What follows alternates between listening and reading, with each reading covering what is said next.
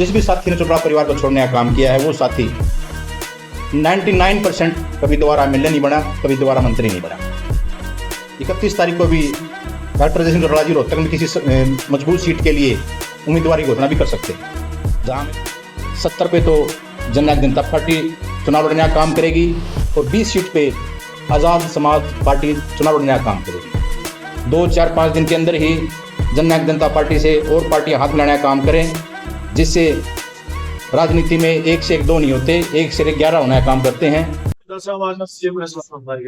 आज जननायक जनता पार्टी कार्यालय रोहतक में आप सभी पत्रकार साथियों का, प्रिंट मीडिया, इलेक्ट्रॉनिक मीडिया, सभी साथियों का हार्दिक स्वागत है। आदरणीय प्रभारी जी, भाई रविंद्र सांगवान, प्रदेश अध्यक्ष युवा, चारों हल्का अध्यक्ष, हमारे सीनियर साथी, आज आपको बुलाने का मेन मुख्य मकसद 31 तारीख को सुबह 10:30 बजे जननायक जनता पार्टी रोहतक की इसी पार्टी कार्यालय में मीटिंग रखी गई है, जिसमें मुख्य अतिथि जननायक जनता पार्टी के राष्ट्रीय अध्यक्ष डॉक्टर अजय सिंह चौटाला जी होंगे। उस मीटिंग में पूरे जिले से कार्यकर्ता साथी आएंगे। हमारी तरफ से जननायक जनता पार्टी के चारों हलकों की तरफ से जो संभावित उम्मीदवार थे वो हमने केंद्रीय नेतृत्व को लिस्ट भेज दी गई है। उसमें छटनी चल रही है, जातिगत हिसाब से, यूथ के हिसाब से। चारों हलकों में टिकटों वितरण के लिए 31 तारीख को राष्ट्रीय अध्यक्ष डॉक्टर अजय सिंह चौटाला जी कार्यकर्ताओं के बीच में चर्चा करने का काम करेंगे। संभावित है जननायक जनता पार्टी की जल्दी ही विधानसभा के उम्मीदवारों की लिस्ट आपके सामने होगी और कल जननायक जनता पार्टी का आजाद समाज पार्टी से गठबंधन हुआ है, उसकी भी कार्यकर्ताओं में एक खुशी की लहर है। भाई सांसद चंद्रशेखर आजाद यूपी से सांसद हैं और एससी समाज के एक अच्छे नेता हैं, परिपक्व नेता हैं, उनसे हमारा गठबंधन हुआ है। उस गठबंधन में जो दुष्यंत चौटाला जी ने, डॉक्टर अजय चौटाला जी ने मोहर लगाई है, 70 पे तो जननायक जनता पार्टी चुनाव लड़ने का काम करेगी और 20 सीट पे आजाद समाज पार्टी चुनाव लड़ने का काम करेगी। उसी के संदर्भ में धीरे धीरे कई पार्टियों से और भी संपर्क में है जननायक जनता पार्टी, दुष्यंत चौटाला जी, डॉक्टर सिंह चौटाला जी। जल्द ही दूसरी पार्टियों से संभावना है कि गठबंधन हो सकता है। आज 28 तारीख है, चुनाव आयोग ने वोटिंग का दिन 1 अक्टूबर का रखा गया है। संभावना है कि जल्द ही 2-4-5 दिन के अंदर ही जननायक जनता पार्टी से और पार्टियां हाथ मिलाने का काम करें, जिससे राजनीति में 1 से 1 2 नहीं होते, 1 से 11 होने का काम करते हैं।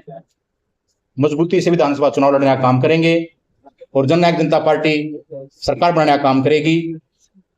कोई लंबे चौड़े वादे नहीं है, मात्र 32 दिन का समय है हमारे बीच में।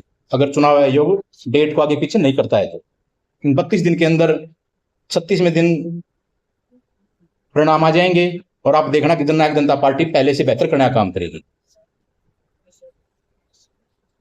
आप सभी सम्मानित साथियों से भी हम निवेदन करते हैं, अनुरोध करते हैं कि इस चुनाव के माहौल के समय में आप लोग भी हमारा सहयोग करें, समर्थन करें और हमारी की जो पार्टी की नीतियां हैं, जो नया एजेंडा हमारे बीच में बन के आया है, वो भी अभी हम आपको देने का काम करेंगे, जिसमें आने वाले समय में जननायक जनता पार्टी क्या क्या करने का काम करेगी। घोषणा पत्र हमारा तैयार है, थोड़ा सा उसमें कुछ जोड़ने का काम करेंगे वो, लेकिन जो हमारा अब तक तैयार हो चुका है, दुष्यंत जी ने पिछले 4.5 साल में जो काम किए हैं वो, और जो हमारा घोषणा पत्र अब तक तैयार हुआ है वो एक कॉपी आपको प्रेस कॉन्फ्रेंस के बाद देने का काम करेंगे। अब आप साथ देखिए, अब की बार जननायक जनता पार्टी ने वर्ग के हिसाब से सारी घोषणाएं की। युवा को विशेष टारगेट किया गया है, महिला के लिए भी अलग किया गया है, स्कूल में पढ़ने वाले बच्चों के लिए अलग से है, सीनियर साथियों के लिए है, व्यापारियों के लिए है, एससी समाज के लिए है, बीसी समाज के लिए है और ग्रामीणांचल में जो पंचायतें हैं उन समाज के लिए सबका एक कॉम्बो बनाया गया है। तो अभी आपको देने का काम करेंगे घोषणा पत्र। मुख्य रूप से उसमें हमने रोजगार को महत्व दिया है। उसके बाद प्रदेश में भ्रष्टाचार जो बढ़ता जा रहा है, रोज चोरियां डकैतियां हो, भ्रष्टाचार के ऊपर पूर्ण लगाम लगे, ये जननायक जनता पार्टी की मुख्य मांग है। उसके बाद शिक्षा, चिकित्सा, ग्राम पंचायतों में साफ सफाई, पीने की व्यवस्था, सीएचसी पीएचसी सेंटर, रोजमर्रा की जो जरूरतें हैं, महंगाई के ऊपर लगाम लगाने का काम करेंगे। और जननायक जनता पार्टी जो 2019 में जो चुनाव हुआ था और आपके सहयोग आशीर्वाद समर्थन से हम 10 सीट लेके आपके बीच में आए थे, अब की बार भी देखना 2024 में जननायक जनता पार्टी बहुत अच्छे परिणाम देने का काम करेगी और जनता के बीच में जाके अपनी बातें मुद्दे रखने का काम करेगी। जो आपका गठबंधन हुआ है, 20 सीटें पर लड़ेंगे, दूसरी पार्टी से बाहर लड़ेंगे, कब तक निर्धारित हो जाएगा कि वो कौन सी सीटों पर लड़ेंगे, कौन से किसी हमारी जनता पार्टी लड़ेगी? वो अब तक 5 तारीख को नॉमिनेशन स्टार्ट हो जाएंगे, उससे पहले लगभग एक सप्ताह में 7-8 दिन के अंदर क्लियर हो जाएगा कि हम किस पार्टी के गठबंधन में और जाना काम करेंगे। और अब जिस पार्टी से समझौता हुआ है आजाद समाज पार्टी, उसके साथ सीट शेयरिंग का हमारा काम अगले एक हफ्ते में पूरा होना काम हो जाएगा। उम्मीदवारों की टिकट की घोषणा की जाएगी इसी में अजय सिंह चौटाला जी आ रहे हैं 31 तारीख को। हाँ, हो सकता है 31 तारीख को भी डॉक्टर अजय सिंह चौटाला जी रोहतक में किसी मजबूत सीट के लिए उम्मीदवार की घोषणा भी कर सकते हैं, जहां हमें लगता है कि इससे अच्छा उम्मीदवार, इससे उपयुक्त उम्मीदवार जननायक जनता पार्टी के पास नहीं है। घोषणा हो सकती है 31 तारीख को। इसलिए चुनाव में आपने 5,000 की जो बुजुर्गों की पेंशन का प्रावधान किया था कि हम करेंगे, वो नहीं कर पाए। तो क्या आपकी बार में रखा एजेंडे में? एजेंडे में आपकी बार हमने टारगेट नहीं रखा है, लेकिन पीछे हम नहीं कर पाए, लेकिन 3,000 तक पहुंचाने का काम किया। भारतीय जनता पार्टी की सरकार 18-19 प्रदेश में और भी है, कहीं पे भी देख लो आप, 1,000 से ऊपर पेंशन नहीं है। दुष्यंत जी के प्रयासों से हर साल 250 बढ़े, 4 साल रहे। इस साल भी अगर हम सरकार में रहते तो 3,250 होने का काम सरकार से गठबंधन में उस समय कह रहे थे कि हम 5,000 करवा के मानेंगे, लेकिन फिर भी सरकार में 4.5 साल रहे, नहीं करवा पाए। हमारा जो अलायंस टूटा है वो इस पेंशन की वजह से टूटा है।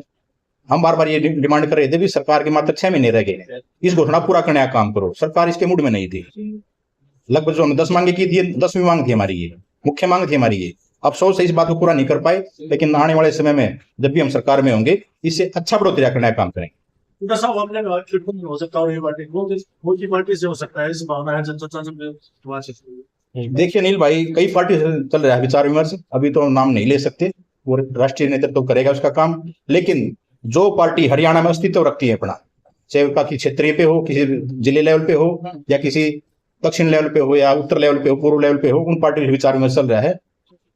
चाहे कोई पार्टी हमसे 1 सीट मांगती है, मजबूत पार्टी हो, 1 सीट मांगती है, 2 मांगती है, 5 मांगती है, तो इस तरीके से केंद्रीय नेतृत्व इस विचार विमर्श करेगा और गठबंधन, महागठबंधन करने का काम जननायक जनता पार्टी करेगी। अभी पार्टी के कुछ एमएलए जो कर गए हैं, क्या वो किसानी का काम होगा?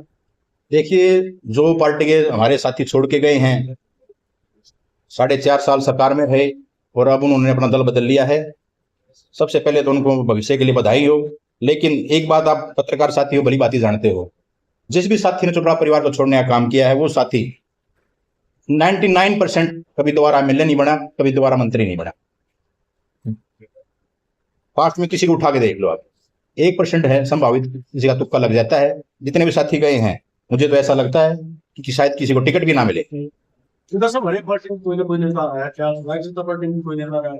हाँ, जननायक जनता पार्टी में बिल्कुल दुष्यंत जी हमारी मजबूत नेता हैं, और जननायक जनता पार्टी लोकसभा में अच्छा प्रदर्शन नहीं कर पाई, लेकिन विधानसभा में जननायक जनता पार्टी मजबूती से, दमदार तरीके से चुनाव लड़ने का काम करेगी पूरे हरियाणा के अंदर।